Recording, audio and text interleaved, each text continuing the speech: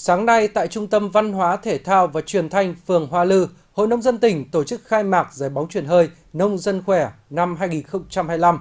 Đến dự có lãnh đạo Ban Tuyên giáo và Dân vận Tỉnh ủy, Ủy ban Mặt trận Tổ quốc Việt Nam tỉnh, Hội nông dân tỉnh.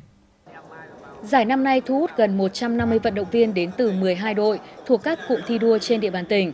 Các đội chia bảng và thi đấu theo thể thức nam nữ phối hợp.